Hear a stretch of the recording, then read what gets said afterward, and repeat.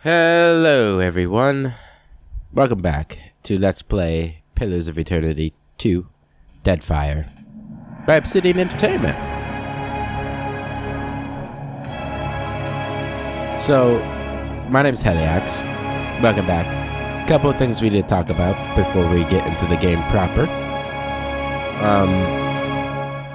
First, this is post-commentary, which is why we are starting here instead of in the game like we usually do, and why there is no sound at the moment. Sound will come into play once the game starts, but the music's really loud in the intro. I don't know why. Well, I do know why, because that's the intro, but a couple of things we need to talk about. So first, as I said, it's post-commentary. This time it wasn't my fault. Immediately after I got them record, I guess it could still be considered my fault. 1, 2, 3. But immediately after I got done recording, I went to Audacity and it shows that I was recording something, but it wasn't picking up any sound off the mic. I don't know why. And it's partially my fault because let's be honest, I should have checked that. But usually I just assume that it's working. It's just kind of like what I do. And I guess I'm going to need to stop doing that. I do apologize for the amount of post-commentary I've been getting over the last couple of weeks. But hopefully I'll get that sorted out quickly.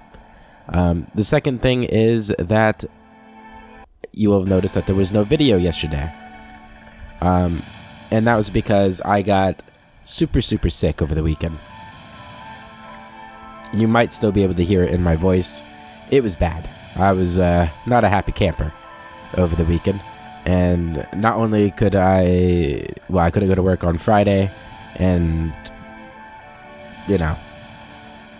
I couldn't start my Baldur's Gate Let's Play, which is something I was super excited to do over the weekend, and I just couldn't do it. So Baldur's Gate's coming next weekend, as long as I don't get sick again, which I'd be super mad if that happened. But hopefully, now that I'm feeling a little better, still got a little bit of a cough, so I might have to turn away during this and cough, but hopefully it won't be too annoying for you guys. But yeah, so this is Pillars of Eternity 2, as you already know, and we're just exploring the islands we missed around Hasango, which are a couple of them. I might be, as the episode goes on, I might get a little more or a little less energetic or talkative, depending on how my throat holds up. Because I'm fresh off the sickness, so it's still got its hold on me a little bit. But I had this video recorded. All I gotta do is talk, so I'm just gonna take it nice and easy. So we got some levels here for Seraphim. Just deciding what we're gonna pick. I don't remember what we pick.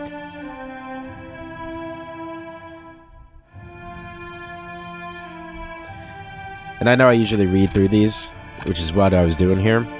I do apologize. I'm trying to save my voice. So, Defensive Mind Web. I think we might get this. I think I really like the idea of this one. Oh yeah, the shared defenses is pretty big, I think. Do I check to see what the shared defenses are? I don't. But here's what I get.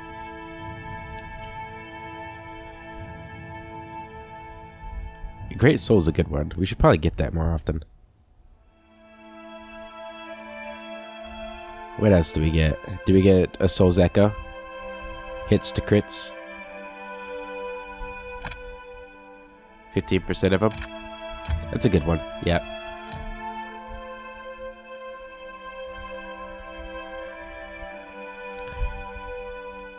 And I think we end up getting him a two-handed weapon.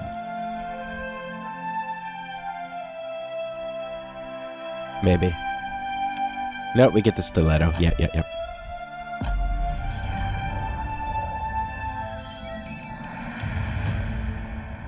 And then Maya here.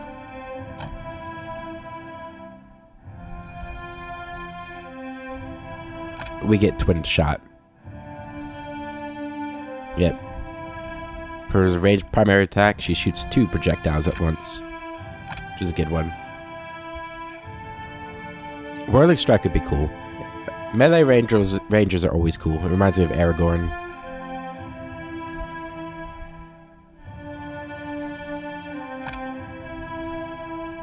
Bonded Fury. That's a good one too. I think, did we get that one as well? Like, that's a lot of really powerful buffs.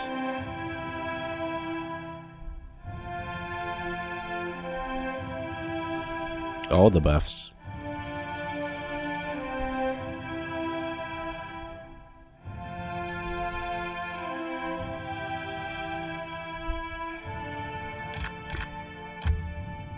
Okay, we get that one first. Vengeful Grief. Maybe we don't get Twin Shot. That's weird. Because I think we get Vengeful Grief, because this gives us like a rage whenever our companion falls, and if she falls down a lot, unfortunately. Yep. For the weapons, what do we get? I don't remember.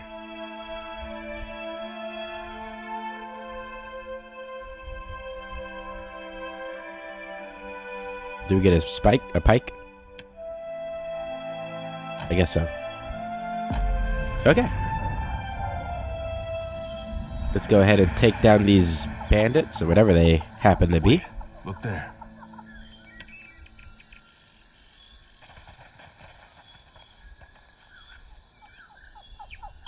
How may I help?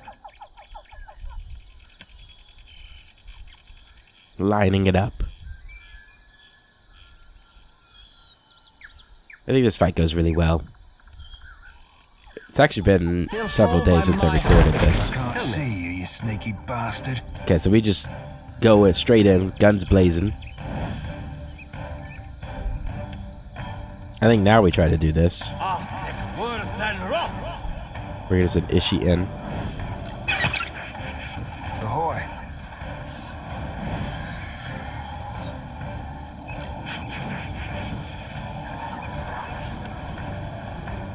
Amplified thrust, which is perfect. I did not plan that, but it does push him back into this move and kills him. This is futile. Yes?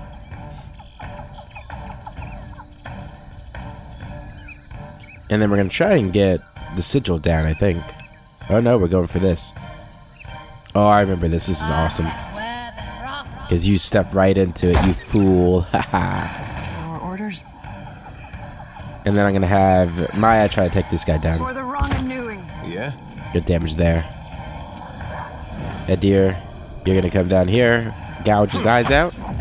So he's almost dead. Here comes the fire. Look at that. Oh god, look at that damage. That's glorious damage. But the main guy is still here. The follow-up there didn't do as much as I had hoped. We're gonna start doing damage on the main person. What for, Cap?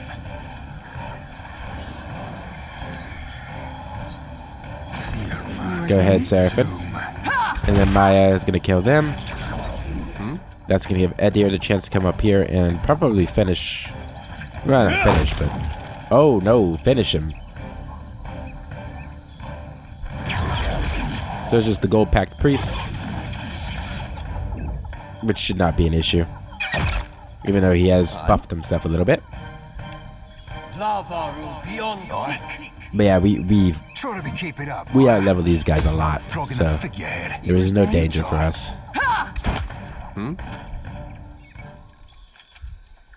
Awesome. We got the Nomad's Brigandine.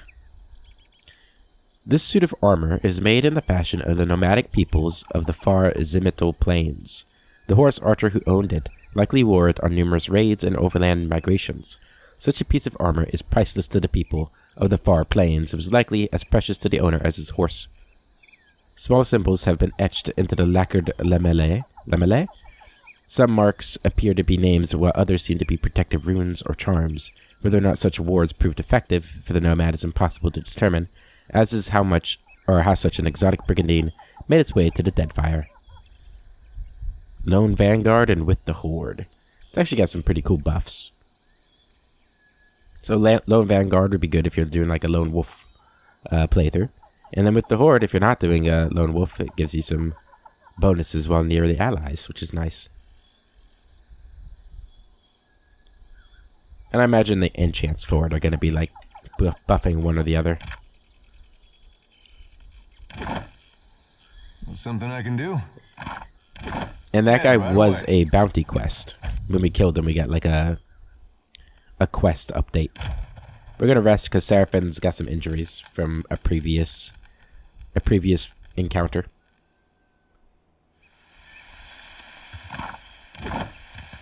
I believe I made some like comment about sleeping among dead enemies being like a common thing you do in RPG games, which is kind of morbid, right? Like I feel like in reality, we'd probably move further away. Nope, we've got the water.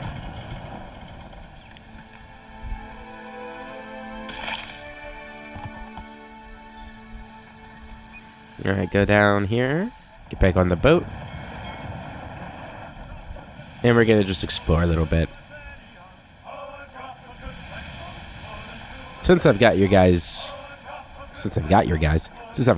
here, I guess this is something that I just thought of. Tomorrow's episode will probably come out later, unless I start feeling better later today and can do another episode. Because I'll probably have to do it once I get home from work. All assuming that I'm feeling better. But if I do miss tomorrow, you'll have one Wednesday for sure. I'll make damn sure. I don't care if I'm on my deathbed. You're getting a video.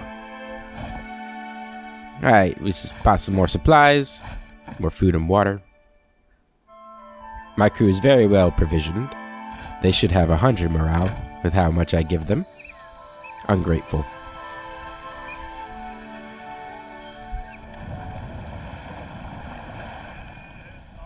Alright, so now we're gonna sail straight to Sayuka, whatever it's called.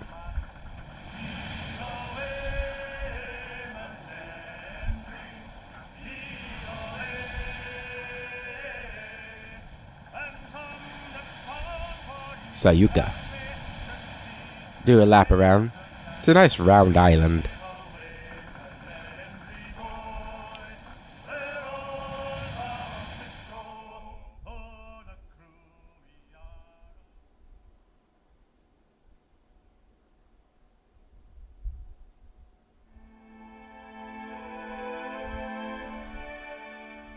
And here we are. Sayuka at last! I must go. Discovery awaits. Agrasima, Captain. Agrasima. You notice the Defiant wasn't brought on to the dock. There's some really large coral coral all around us. Yeah, it's a pretty small town too. Only got, 4 buildings we can look at? 3? And the quests we've got here, there's one for Maya. I think that's what we're looking at now. Yeah, this one we want Maya with us. We're going to talk to the Fleet Master. And the other one is Seraphin's personal quest, where we're going to be looking for Romero.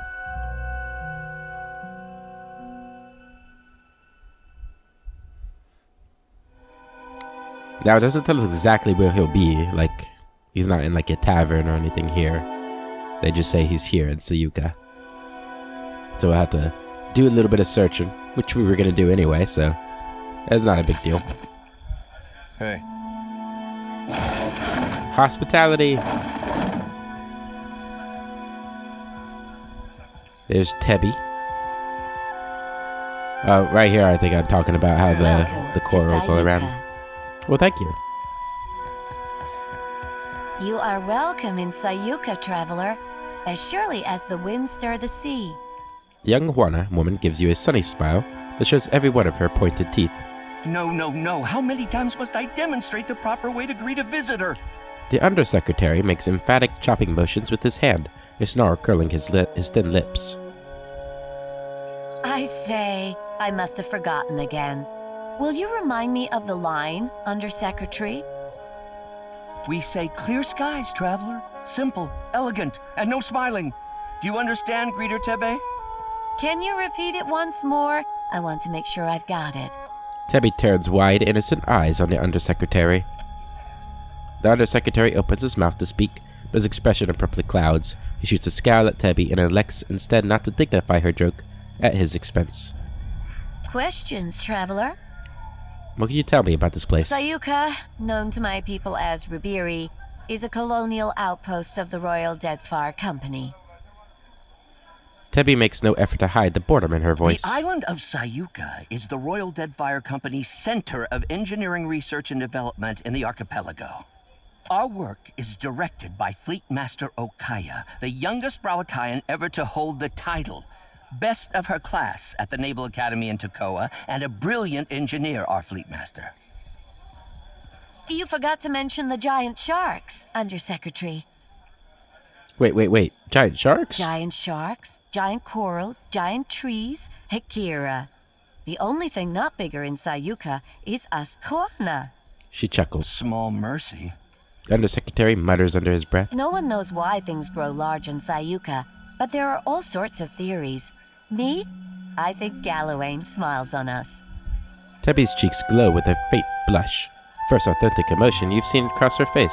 Superstition is unbecoming of a Royal Deadfire Company officer, Tebe. He grunts. I say, it's a lucky thing I'm not one then.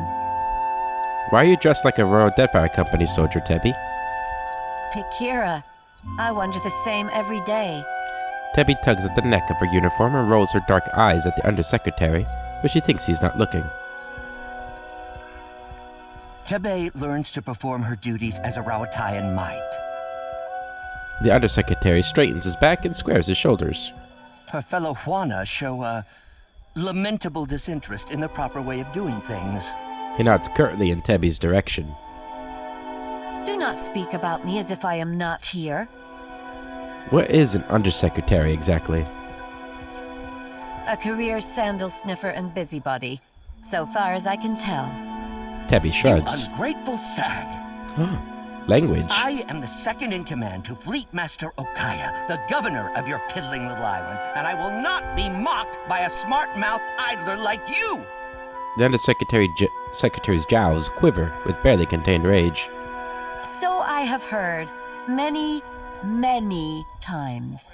Tebby meets your eyes and raises her brows emphatically.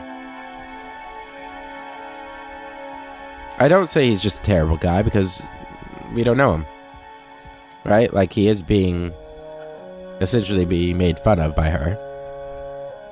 Like, he could be a terrible guy, but I'm not going to say that. So farewell.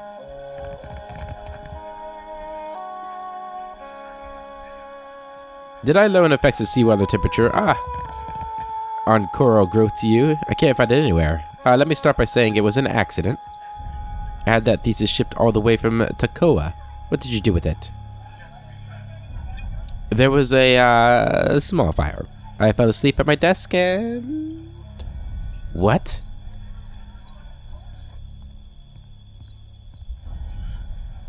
It's barely singed. I think that's the end of it. I don't know. I enjoyed that little conversation, so we stopped and watched it. Let's go into the... What was this place called? The Fleet... I hope. Admiralty place? Fleet Master's office? What do we got in here?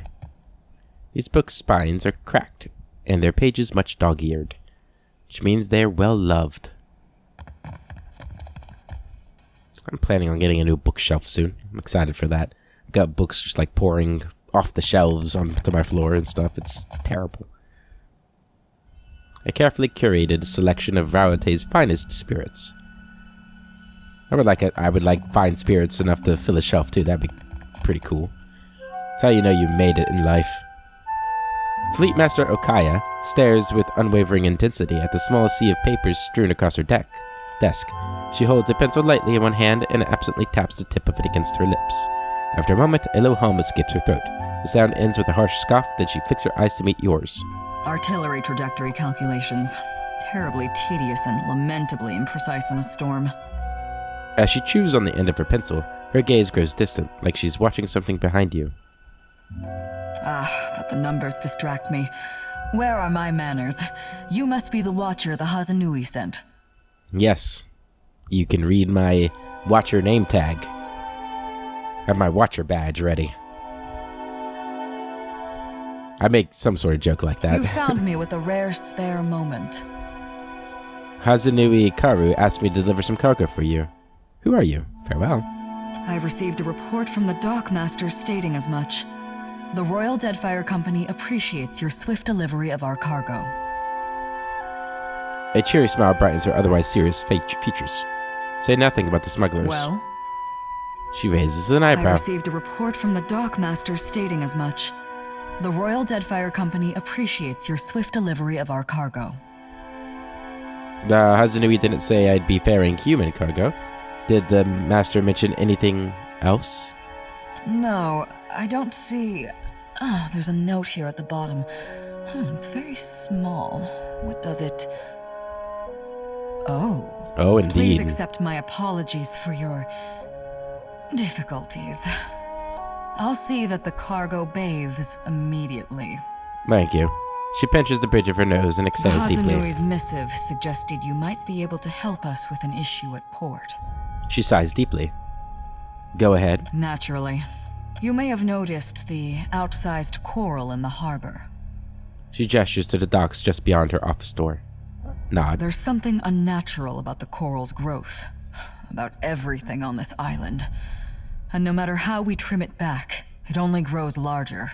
My engineers deduced that the origin of this disturbance is somewhere off the coast of Sayuka, and I'd like you to investigate. Talk to Avera in the workshop if you care to learn more. I would be grateful for your help here, Watcher. She gives you a sharp little nod, punctuated by the crack of her pencil against the desk, then returns to her work. Who are you? Did you not read the name on the door before you came in? You do know you're in the office of the Fleet Master, I hope. She knits her brow. I meant, who are you, in general sense. I didn't notice. Blink innocently, or shrug. You meant to ask why I'm important enough to have my name on a door. Sure.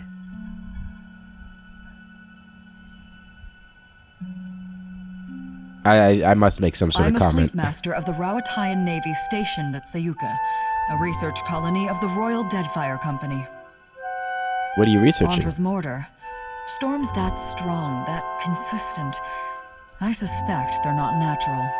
Impressive title. To one unfamiliar with the Rawatayan Navy, perhaps. But mine is an administrative position. I see to the smooth running of Sayuka.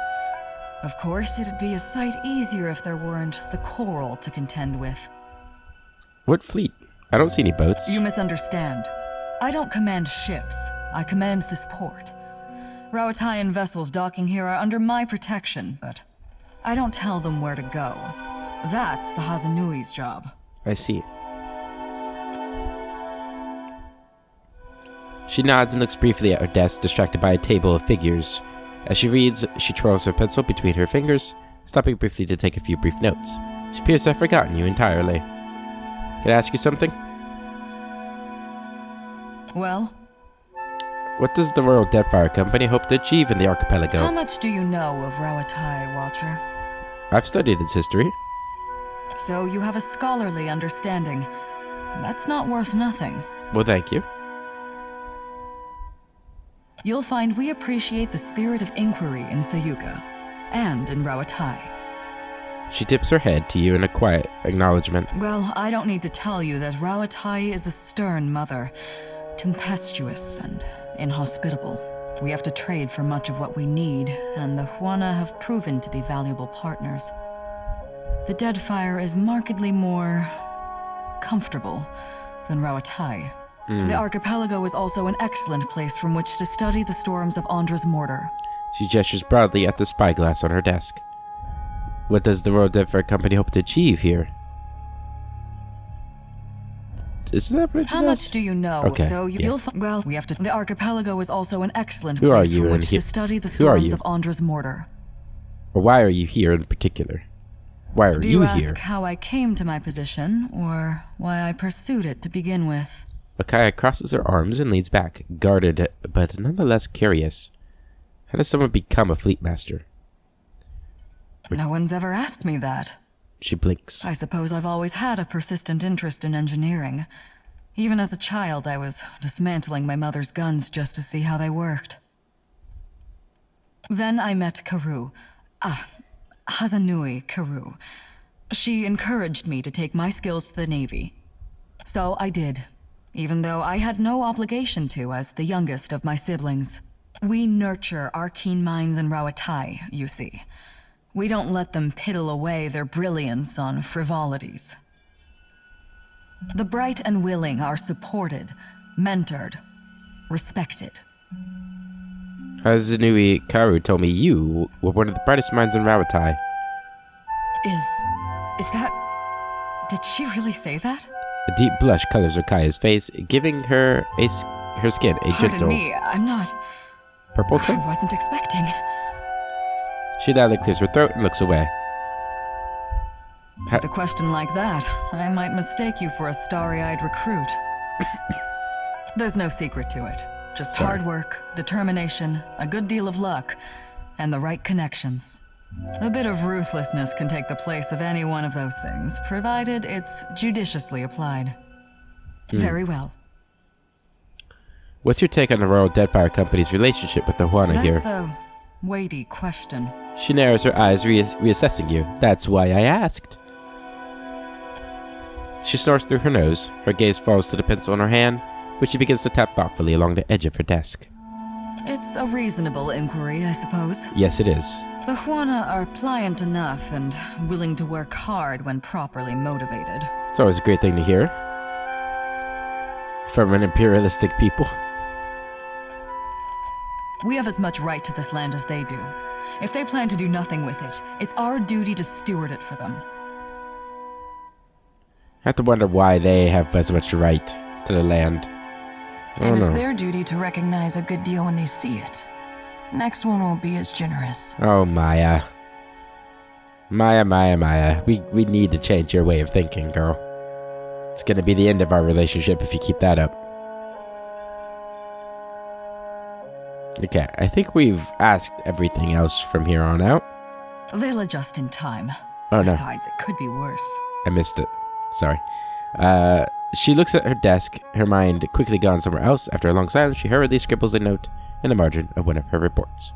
How would you feel if someone did the same to Rawatai?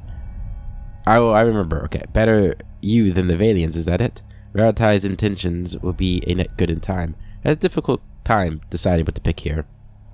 Because the first one, that's something I feel like a lot of people ask. Like, racists and people who are sexist and anybody who's biased. They always ask that question, like, how would you feel if somebody was doing it to you, right? They could certainly try. And it always ends up with something like that, right? Like, it just never works. Every day, the wild coasts, the merciless winds. Their lack is like a missing limb. So we asked her if she missed Rawatai. She looks... Rawatai will always be there. And the work we do here, that's what matters now. Very well. Okay. There we go. Now we've asked everything. Let's go ahead and head on out.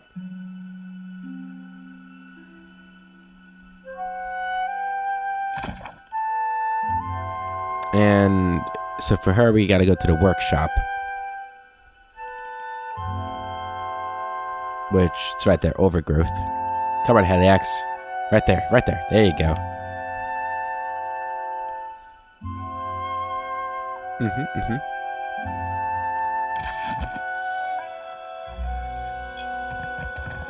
Hello.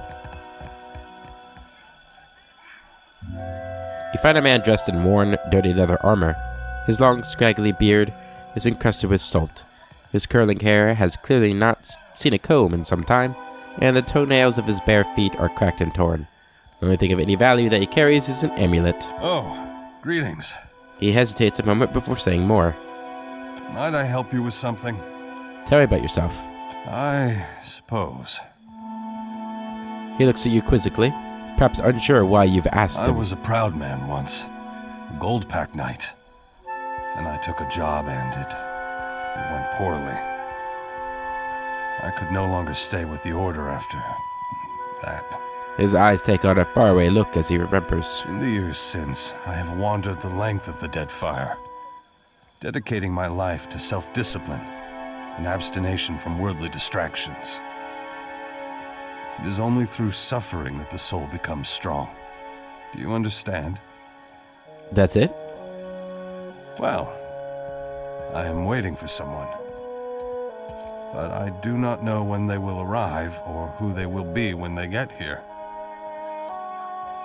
All I know is that they are a seer, and they seek me. So I wait. Then how will you recognize I them? will not, but it does not matter. I have this amulet here, and I yet draw breath. Can I That have is it? all I need. Oop, can I have it? I don't think I asked that. I think I just say I see. Why would we ask for I the should hope amulet? that you do, young woman. Can you teach me anything? You would ask an old man to share his wisdom? Well, I suppose I could. For 3,000 copper. Thank you are. traveler. He tells you what he learned about making and keeping, a bargain in his years as a gold pack knight, showing you how to tell when a merchant knows his wares are of poor quality or overpriced. When he's satisfied you won't get fleeced by the next back alley charm dealer you come across, he sends you on your way. Thank you very much, sir.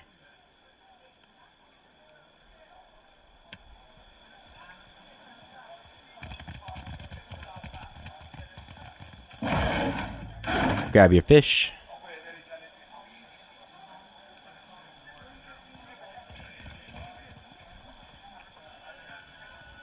Let's head up these stairs here. There's Romaro. Oi, Cap! There he be. There be Romaro. Sure as my arse be blue. Seraphim runs to meet an old white-robed man.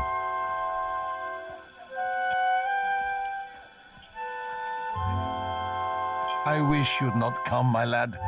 Pleased though I be to see you. Even Aldi's anarchists spare no mercy for mutineers. Seraphim breaks away and peers up at Romaro. Aye, but you, a traitor? The very thought of it be ludicrous. He spreads his open palms wide to either side. Return with us. I'll be protecting you, and we'll be seeing to your fair judging. With a slow shake of his head, Romaro swallows. I can't, Blue. Much as I loathe to leave. I'm dead to these waters, and they to me. Seraphim gapes and sputters before finding More him. biscuits and call me Swabby. You've gone addled in your dotage, ain't you? The Orlan looks to you, lower lip twitching. Captain, unsheathe that silvered tongue of yours and talk some damn sense into this old sort. Why'd you leave Fort Deadlight? You might have been safe there. Why would you leave the I couldn't bear to remain, sheltered or no. It's a hopeless feeling, bearing witness to the slow decline of something I once held such pride in. There still be pride to be had. Honor, too. Things be changing sure as shit, but you can't thread them narrows if you ain't even at the wheel. Sure as shit. I hope I'm wrong, if only for your sake. I don't think the Principe can survive as is, and I can't watch something I devoted my life to sink into ruin. You're fleeing your problems? Why would you leave the The Principe? Principe have changed, and not for the better. Once, we aligned behind a common purpose. Now, we fractured into two extremes, each wallowing in its own corruption. My crew, those few souls who followed me from the Sorcerer, and I set sail for lands west. The Reach, perhaps, or the Living Lands. Perhaps we'll run trade from Edir or Valia. Wherever fortune leads. But that be the far fucking side of Aora. Ach, a journey and a half, to be certain. Is it true, what you're accused of? I've not heard every charge against me, but that of mutiny, of that charge, I bear guilt. Seraphin's ears droop. He reaches for Romaro but stops short, letting his hands fall. Why? The Sorcerer were our home and kin. We're a cock-swelling pride. And you bartered it to an half-drowned old elf for a pint-bilged fucking clipper. Staring intently on the ground at Romaro's feet, Seraphim shakes his fists balled at his side. 14 years I spent swabbing them decks. Longer yet for you. Captain Bastion trusted you. I trusted you. His glare rises to meet Romaro's eyes. Bon amico. Romaro's mouth opens briefly before closing again, and he swallows. Sientere, Seraphim. I've disappointed you, hurt you. No words can justify my actions. I only hope you believe me, that I did what needed doing. How can I? With a tired shrug, Seraphim looks away. Did this have something to do with the captain's trafficking slaves?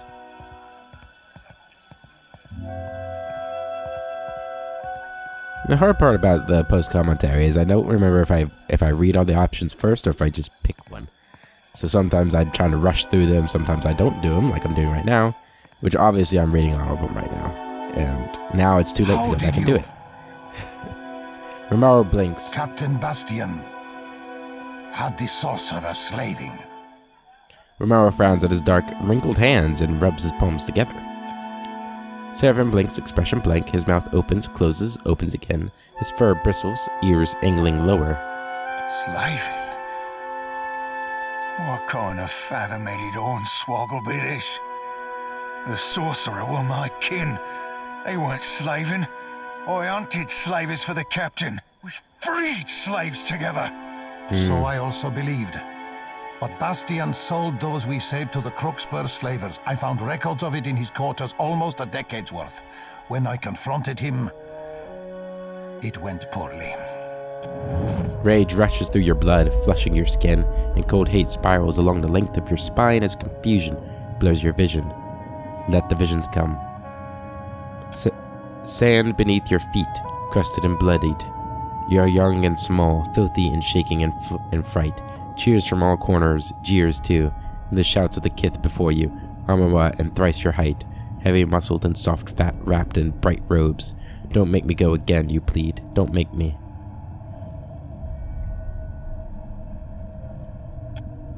His heavy hand sends you sprawling in the sand to a chorus of jubilant applause. You bounce to your feet as the other slave boy approaches. You feel his thoughts, a tickle in the back of your mind, his fear, greater than your own. But what can you do? Only one may live. You silence everything but the anger, but the bait, the hate, and it propels your snapping teeth and grasping hands. The blows light but fast, and the other youth all screams. Sientere, bon amico. Forgive me. Romaro stands a bit unsteadily. I meant you not to know. To keep your faith in our traditions, to remain optimistic, a bright star within the Principe. You okay, Seraphim? Seraphim snorts and shakes his head. Moisture mats the fur beneath his eyes. We'll leave you be, Romaro. Seraphim, you've heard Romaro's confession. What would you do with him now? Romaro, Cut him loose, Cap. Aye, he did the Deadfire a fine turn by sinking them slavers. But among the Consuelo, mutiny means death. Better go on for a no. We'll leave you be, Romaro. Agrasima, Watcher. The clipper will be loaded soon, and then we'll be away. Cores, Seraphim. Bon amico. Take this. May you have rare cause to use it. Provides Seraphim with a tightly wrapped package. Fire in the hole. A blunderbuss.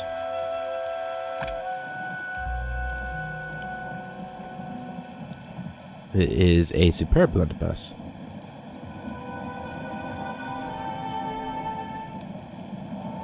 She does a little bit of AoE damage. As loud and stubby as its owner, this hand mortar marries the short, wide barrel of a blunderbuss to the lightness of a pistol. True hand mortars launch grenades and are unpopular shipboard and elsewhere due to the ridiculous danger of igniting one explosive to propel another. I hope we meet again someday, on calmer seas. Cores, bon amico. Seraphim turns away. Seraphim's voice actor did a great job in that scene. I loved it. Fantastic performance. And now Seraphim wants to talk. We don't talk to him all at once. We spread it out for the rest of this episode, so I do think we get to it in this episode, though. Subtle markings on the fish's hide suggest that lampreys of unusual size haunt the waters around Sayuka.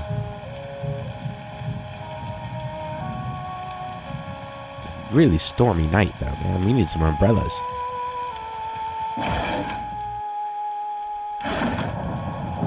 And it must have been terrible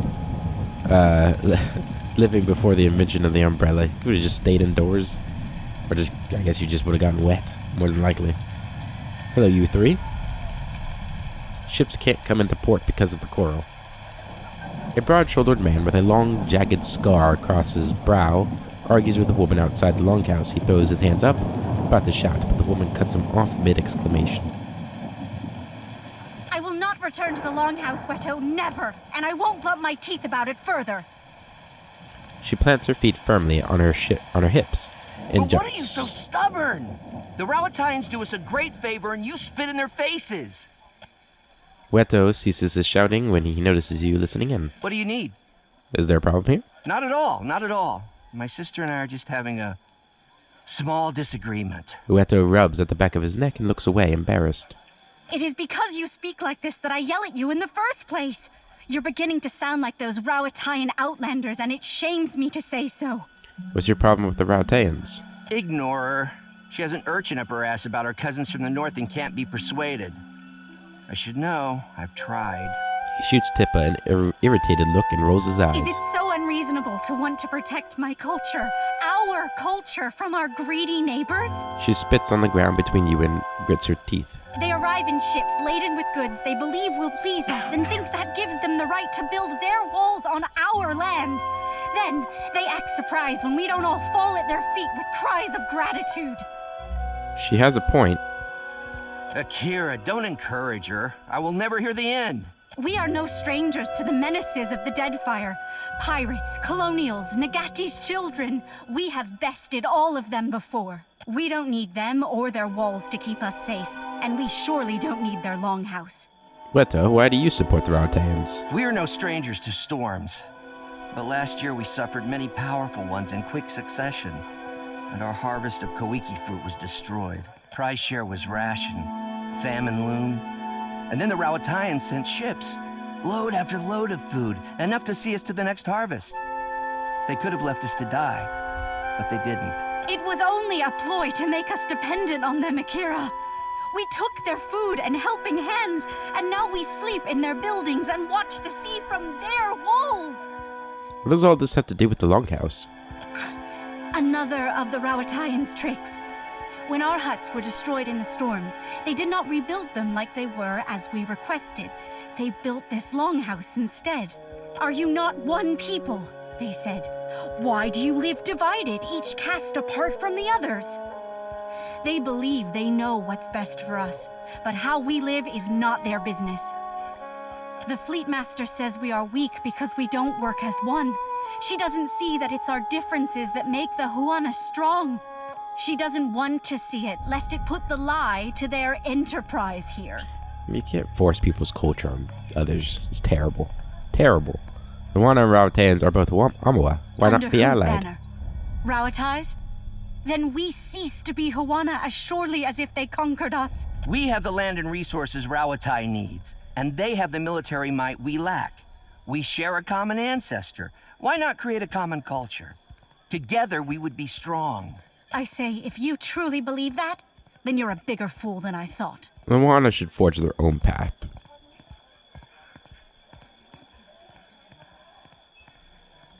Yeah, I mean, the idea of, cultural assimilation and stuff, it happens, but this is a little different, right? I mean, it's another empire coming in, trying to force another empire to become itself, right? It's not the same as like cultural assimilation. Cultural assimilation is kind of like, like minority cultures within an already existing nation being like lost and absorbed by the larger one. At least from my understanding. I guess the whole idea of globalization, though, but it's all like peaceful, right? It's voluntary. For the most part. I mean, like, there are people who try to resist it, but, like...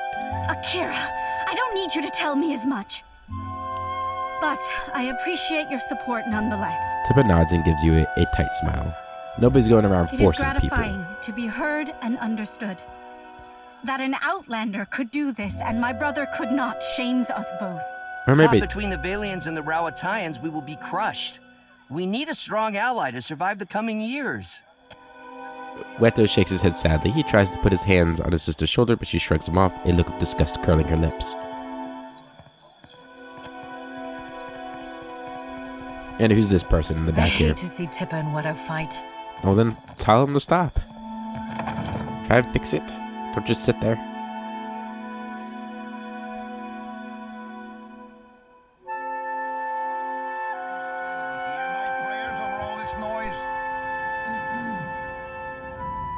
Alright, hello, hello.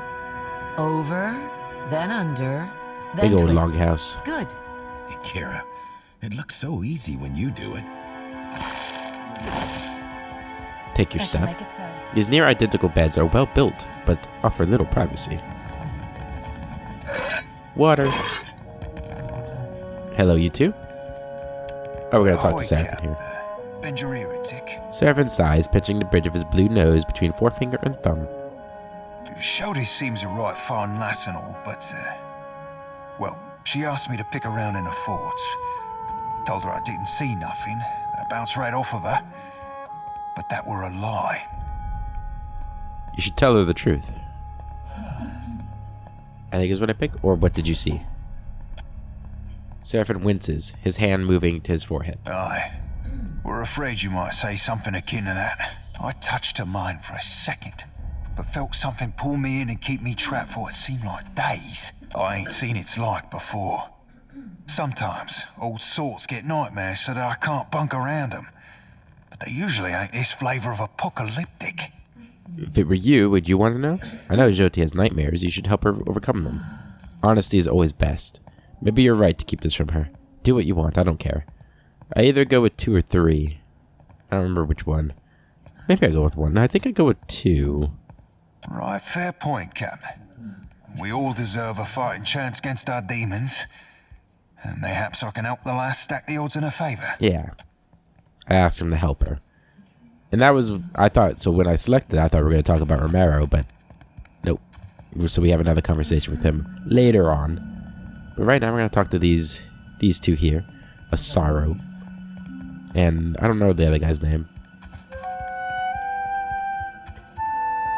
A middle-aged Karu woman raises her brows in question when you approach, hands too full with braided ropes of dried reeds to greet you properly. Beside her stands an elderly Raparo man awkwardly grasping his own bundle of reed ropes. So there's a Karu and a Raparo together. Oh, hello.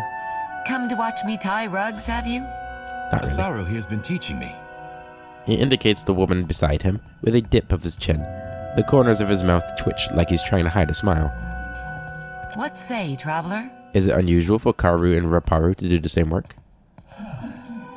It is as you say, but I have always admired the beautiful rugs Asaro makes. And Nadunga can fix anything. Is it not reasonable we should learn from each other? Though she smiles as she speaks, Asaru's words hold a defensive edge as if she had to explain their unusual arrangement many times before. Akira, especially if we must suffer Waturi together. A sly grin spreads across the old man's face, and he elbows Asaru playfully. Just so. Asaru swats his hand away with a small laugh. Then, her thoughts returning to Watari, she makes a face like she's bitten into an underripe koiki fruit. Is it stressful having all these castes living together in one building? All the castes. It's not so bad, excepting the nights Waturi gets into the palm wine. Akira, but that man does snore loud enough to call down the rains. She snorts, and Nadunga beside her smothers a raspy chuckle. There's hardly any space to tie my rugs, to be certain, and I haven't had a moment to myself in weeks. But there are also new friends to be made. Nadunga finishes her sentence with a warm smile. It's not a skill one learns in an afternoon, But should you wish to spend many months here in this longhouse, you're welcome. A deep, throaty laugh rumbles through him. We have the room. So long as you do not mind sleeping like so many scrolls stuffed in a shelf.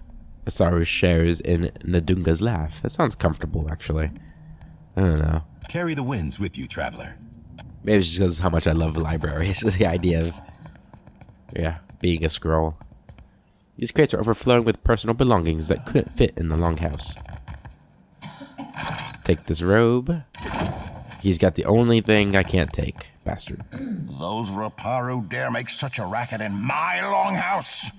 What were those royal Deadfire fools thinking? A large Huana man glares down the length of the building, his fists clenched tight. You're an ass. At least the Royal Deadfire Company built you a better home. It's a shame the company stuck you in here with all the common folk. I didn't like any of these options. Just saying he's an ass, like we don't know him. At least someone understands the proper way of things. We went with the third option. The warrior mumbles the words just loud enough for you to hear them. What do you want? Your room's much nicer than the others. I am Mataru, a warrior. The best quarters are mine by right. And yet I cannot display my most precious possession, my grandmother's warhammer, for fear the Raparu might steal it. It is absurd. Why would they steal it? They know no better. A Huana soul is not born into the Raparu without reason, after all. He can hardly resist rolling his eyes. Okay, you are an ass. No. He just has a different culture. Not even the greatest Mataru can stand against a fleet of Rawatayan warships. The warrior speaks with a bitter shake of his head. They know no better. Yeah. Alright, not much left to do in there.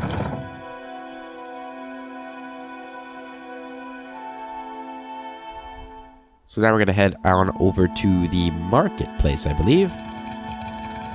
Yes. Takwa. What do you got, Takwa? As you approach the fish vendor, flashes... All the wonders of the sea, and more besides. He directs you to a display selling the day's catch. And I think he's just got food. Which we don't need any of. So we're going to go to this person here. A young woman leans against the till, her eyes half closed. She jerks awake when she hears the scuff of your boots on the flagstone and fumbles about for something to polish in an effort to look busy. What can I do for you? She surreptitiously wipes a bit of drool from the corner of her mouth. Sayuka? Bit of a backwater if you ask me, but don't tell the fleet master I told you so. This used to be where the fleet would send a person after they'd seen a fellow sailor blown to bits by a cannonball or what have you. That was before those mad druids out in the bogs started sending bears and wild cats over the walls, of course. Let me know if you're in the market for something pointy. How'd a human end up serving with the Royal Deadfire Company? Everyone's always got to ask. Not that I blame them. It is a good story. She slips a long, thin blade from the length of her boot and begins... I was seeing this guy. Let's call him, I don't know, Kono. Okay, Kono. Kono and I had been carrying on a while when I started making noise about wanting to move in. Frightened the boy so bad, he went and joined the Royal Deadfire Company in the middle of the night. Thing is, I'm a deft hand with a throwing knife, and I know my way around 10 kinds of blades, so I followed him into the service. Pulled my weight, got on a good ship. Kono eventually left to go to poetry school or what have you, but I stayed. Haven't heard a complaint yet. What do you have in stock? Put your eyes on these. Okay, we got Stalker's Patience, which is a one-handed spear. At this point, I can't remember if spears and pikes are different in this game. A Jamut, a dwarf matron of Nasitak, carried this spear. On many of her long hunts to feed her tribe, she required a tool that could put a beast down quickly from ambush. She had no intention of dishonoring herself or the hunt by merely maiming her quarry. If she failed to grant the animal a clean kill, the barbed spearhead at least granted her assurance her prey would tire, weaken, and expire from blood loss. So yeah, it does extra damage to flank targets, and does a bleed attack, essentially. 10% of damage is raw damage. It's a legendary weapon, too. We do buy it, because I wasn't sure if spears and pikes are the same. But they're not. Spears are one-handed, and pikes are two-handed. And then we got the Straho, which is great sword. Exceptional. The pirate known as Deneric the Bloody, captain of the Claret, carried the sword during a years-long campaign of murder and mayhem that took him from the seas of Adir to the shores of the White That Wins. He was indiscriminate in his violence, preying on merchants and other pirates alike in his quest for treasure and blood. The ships of his many victims were often discovered adrift, their decks littered with corpses and their rigging strewn with severed heads. Driven only by his insatiable need to spill blood, Deneric eventually began to forego even plundering the vessels. As his infamy grew, entire flotillas set sail with the express purpose of hunting down the Claret and her captain.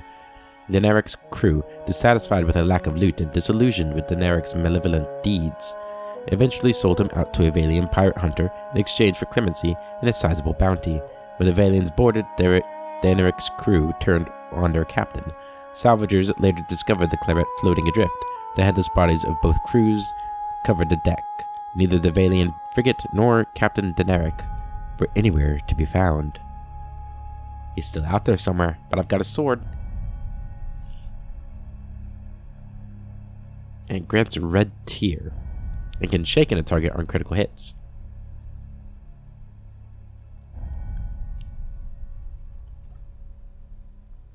I do have to read these fast. That's why sometimes there's a pause at the end. Because I don't know how fast I read it in the recording. But I do think... Did we end up buying both of them? I don't remember. They're pretty expensive. We do buy both of them, which makes us pretty broke.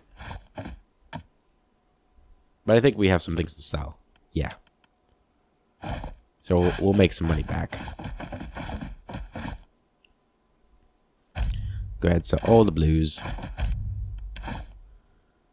Too much of a collector to sell the golds and the grays.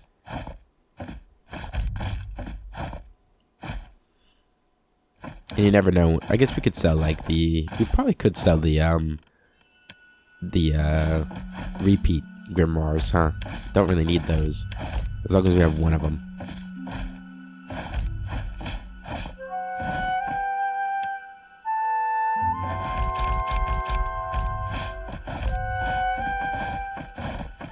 Yeah, we made a lot of money off of this. Wow. Money's certainly not something we need to worry about. Let's go ahead and put these weapons in the stash here. Oh, there we go. And then Maya, she's the one that we just got pike for. And we're looking now. And there we go, pike. Is not a spear. So we look through everybody else's stuff to see if anybody else has spear. Guess who has it? Yeah, that's right. Glacier can use a spear. I really want to find a really good S-stock for her, though. That'd be really cool. In remembrance of our S-stock adventure in the first game. Alright, let's go into the workshop here.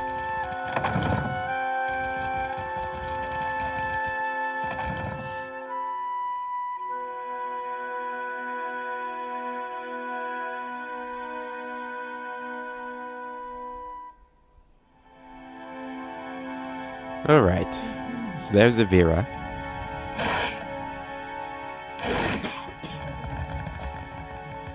The Hazanui demanded cannons. We must oblige her. When you first enter the workshop, you find the Valian scientist Avira and a large armorer man in a heated conversation.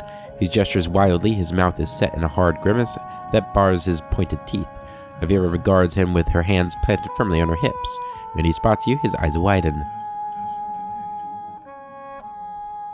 This area is strictly off-limits to non-company personnel. What are you doing here? Calma, amico. Is this not the casita your Hazanui said she would send? That's me. How can I help? I'm not making any promises until I know what's in it for me. Give me the short version. I haven't got all day. That's me. Praise be. The coral in the harbor is growing out of control, and we've found no way to stop it. We're at our wits' end. He mops a sheen of sweat from his broad brow with a handkerchief. I've surmised that a magical disturbance must be the source of the problem. So far as I can tell, the most likely candidate is a strange magical signature emanating from someplace off the southeast coast of the island, deep beneath the sea. The Huana's records show that an ancient and Guithan ruin, Signath Moor, once stood at that approximate location. Luckily, I'm an expert. I do not doubt that something in that ruin is the source of the trouble. Perguano, take this. It is my masterpiece, Ak. She heaves a large bulbous helm off a nearby shelf and hands it to you. Diving equipment. Well, thank you. The helmet should allow you to breathe underwater for time enough to deal with the disturbance, provided, of course, that you hurry. I'll make it my top priority. None among the company share your particular history with Nguithan artifacts. I think we asked them why us. Why did they need our help? You are, in essence, the perfect candidate for our research. Uh-huh. The Royal Deadfire Company thanks you for your assistance, Watcher. Well. And your bravery. Aura Taugori. Alright, well that was pretty simple. Spare the weight. Already the ballast is overtaxed. Increase the size of the ballast then. And store it where? Then we must increase the size of the ship. Then increase the size of the ship. Take your concerns to the Valiant. This mess is her responsibility now. Whatever hides beneath this tarp reeks of brass polish and machine oil. Ak, so much to do, so few hours in the day. Head to? Stay out of the way. I think we just have Seraphim to talk to now. An eyebrow, the blue of the open sea rises over an iris, the warm green of the shallow surf. You be boring a hole in me with them eyes, Captain. I'd offer an oboe for your thoughts, but I prefer not to make deals I ain't got no intention to keep. Could say the same of you. You doing okay? I know things have gone better. Could have gone better.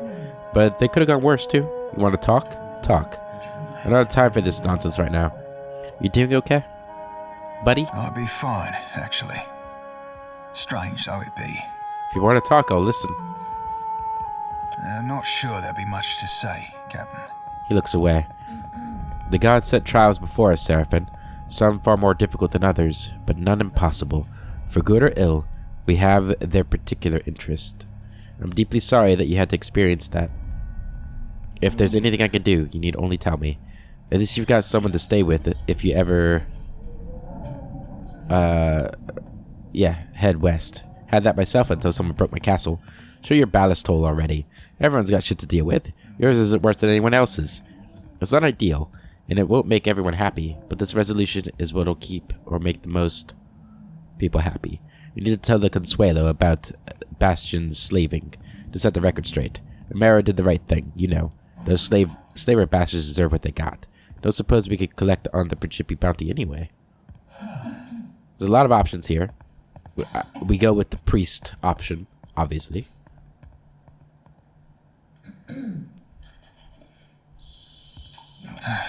All who tread the sea possess some faith, Cap.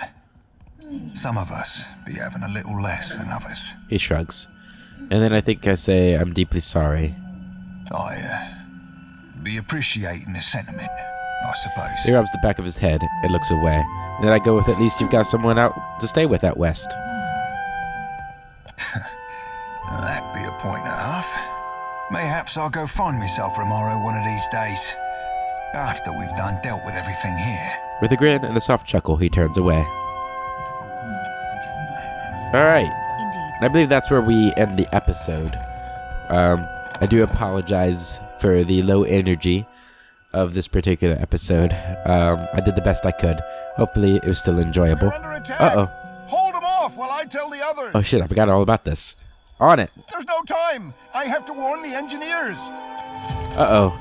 That's not good. So yeah, in the next episode, we'll be defending the city from whatever is attacking us. I don't know what it is. And hopefully I will have more energy when that time comes. But until then, I hope you all have a wonderful day. Make sure you wash your hands. You don't want to get sick. Don't get a virus like I did. It was terrible. Have a wonderful day. And I'll catch you all later.